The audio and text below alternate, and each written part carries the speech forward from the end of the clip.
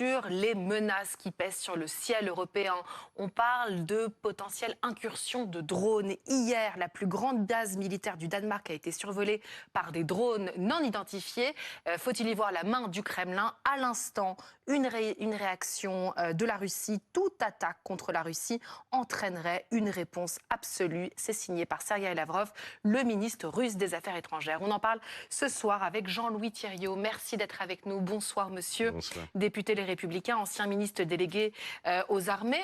Peut-être futur ministre d'ailleurs, Thierry Arnaud, éditorialiste international, et le général Pellistrandi, consultant pour BFM TV. Alors avant de vous donner la parole, Jean-Louis Thiriot, pour savoir si la France se prépare aussi à des attaques de drones générales, est-ce que vous pouvez nous faire un récap de ces derniers jours? Parce qu'on a l'impression que l'escalade monte chaque jour d'un cran.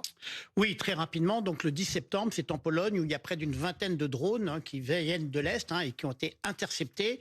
4 drones ont été abattus, mais voilà, premier signal. Le 14 septembre, c'est en Roumanie où il y a un drone qui pénètre dans l'espace aérien roumain. 19 septembre, 3 avions de combat MiG-31, donc des avions lourds et puissants, des avions de combat qui rentrent dans l'espace aérien estonien, donc en quelque sorte qui survolent l'Estonie. Et puis enfin, une séquence qui a débuté le 23 septembre, donc cette semaine, avec ces survols de drones sur des aéroports danois. Donc voilà, séquence extrêmement importante depuis début septembre sur l'ensemble des pays qui sont à l'est de l'Europe.